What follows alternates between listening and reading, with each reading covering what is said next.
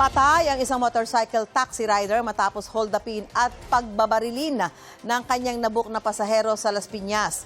Ang motorsiklo ng biktima natunton sa Cavite kung saan may binaril din umano ang suspect.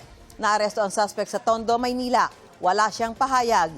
Laging una ka sa balita ni EJ Gomez, exclusive. Nagluluksa ang pamilya ng 35 anyos na si Renren de la Viga. Isa siyang rider na hinold up at pinagbabaril ng nabuk niyang pasahero gabi nitong July 9. Ayon sa pulisya, nagbook ang lalaking pasahero mula Tondo, Maynila patungo sa Carmona, Cavite. Doon na raw hinold up at pinagbabaril ang rider. Ayon sa Carmona Police, una itong inireport sa kanila bilang hit and run incident. When na-process po yung crime scene, meron pong nakitang basyo ng bala at meron ding nakitang bala na hindi pa pumutok. Nakabulagta po siya sa gitna ng kalsada. Wala nang buhay.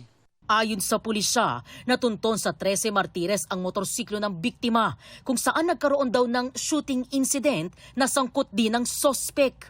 Meron pong naiwang motorcycle dun sa 13 at na-confirm po ng family na yun ay motor po ng victim dito sa Carmona. Yung suspect ay ginaril niya yung victim dun sa 13 at tinagaw din yung motor. Parang ang nangyari ay pinalit niya yung motor na nakuha niya sa Carmona dun sa motor na nandun sa 13. Hindi makapaniwala ang asawa ni Renren na nagawa pang gamitin ng sospek ang ninakaw na motorsiklo sa isa pang krimen.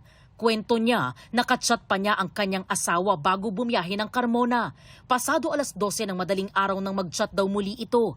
Pero ang kausap na pala niya, ang lalaking pumatay sa kanyang asawa.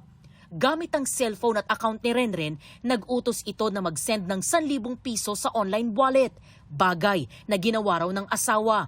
Nagsabi rin daw ito na nakasagi siya ng motorsiklo sa bayan ng Naik. Nangulit pa raw sa paghingi ng pera. Doon na raw naghinala ang asawa. Nasa barangay daw po kasi. Tapos ang sinend niya pong picture sa akin is yung motorsiklo niya po, na naka-open po yung compartment ng motor, tapos yung gamit niya kalat-kalat. Tapos dun po talaga ako nagduda. Tapos yung picture niya po is parang yung roll-up lang po na nakasarado ng tindahan. Kaya sabi ko, napaisip ko, hindi ganyan yung itsura ng barangay. Inisip pa raw niya na baka nahack ang account ng kanyang mister.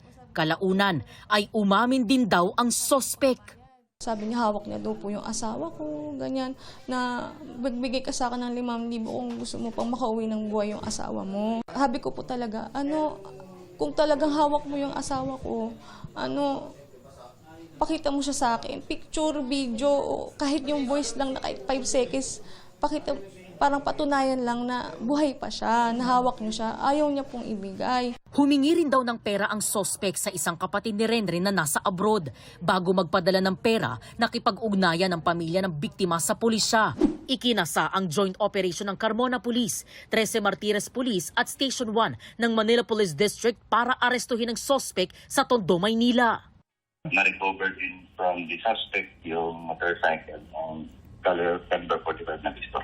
Walang pahayag sa media ang sospek na nakadetain sa 13 Martires Police Custodial Facility.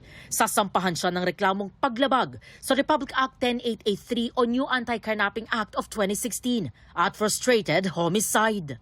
Itong unang balita. EJ Gomez, GMA News.